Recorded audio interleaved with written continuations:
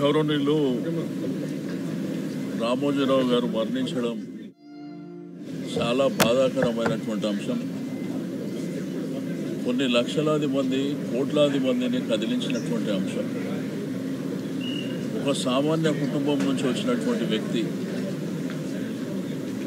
ఈరోజు ఒక పెద్ద సామ్రాజ్యాన్ని సృష్టించడమే కాకుండా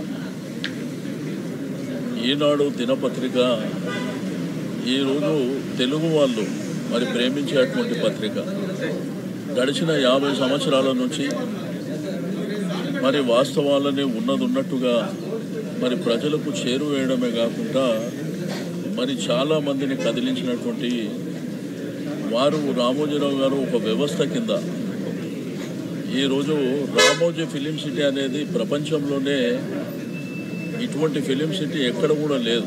ప్రపంచంలో చాలా ప్రాంతాలు మేము పర్యటించినప్పటికీ మరి వారి యొక్క కృషి పట్టుదల కమిట్మెంట్తో ఇంత బ్రహ్మాండమైనటువంటి ఫిలిం సిటీ సాధించడమే కాకుండా కొన్ని లక్షలాది మందికి ఉపాధి కల్పించినటువంటి వ్యక్తి.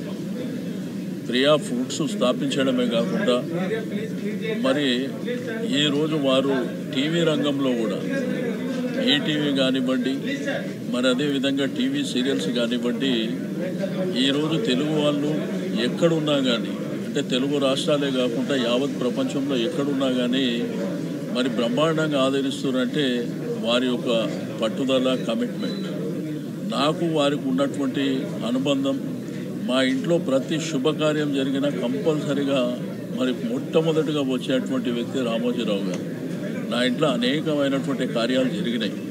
శుభకార్యాలు దగ్గర 20 శుభకార్యాలు జరిగితే మరి ఖచ్చితంగా 16-17 శుభకార్యాలలో వారు భాగస్వామ్యం కావడం నా అదృష్టం అని చెప్పి నేను ఈ సందర్భంగా తెలియజేస్తాను. బట్ ఈరోజు సమాజంలో జననం మరణం అనేది సర్వసాధారణమైనప్పటికీ కొంతమంది వ్యక్తులు చరిత్రలో మిగిలిపోతారు. అందులో రామోజీరావు గారు మొదటి వారిగా మిగులుతారని చెప్పి నేను ఈ సందర్భంగా తెలియజేస్తూ ఉన్నాను. ఆ కుటుంబానికి భగవంతుడు ధైర్యాన్ని ఇవ్వాలి. తప్పకుండా వారు ఏ ఆశయాలతోని ఈ వ్యవస్థల్ని స్థాపించిండో తప్పకుండా దాన్ని ముందుకు తీసుకువెళ్ళవలసినటువంటి ఆవశ్యకత మరి ఉన్నది. ఈరోజు లక్షలాది మంది వారు స్థాపించినటువంటి అనేకమైనటువంటి ఈరోజు ఈనాడు కానివ్వండి, మరి టీవీ రంగం ఈటీవీ, మరి అదేవిధంగా టీవీ సీరియల్స్ కానివ్వండి, దాంతోపాటు ప్రియా పచ్చళ్ళు కానివ్వండి, డాల్ఫిన్ కానివ్వండి, ఈ విధంగా కొన్ని లక్షలాది మందికి ఉపాధి కల్పించినటువంటి మరి గొప్ప వ్యక్తి. అందుకే వారు ఒక వ్యవస్థ అని చెప్పడం జరిగింది. కాబట్టి ఆ భగవంతుడు వారికి ఆత్మశాంతి చేకూర్చాలి, ఆ కుటుంబానికి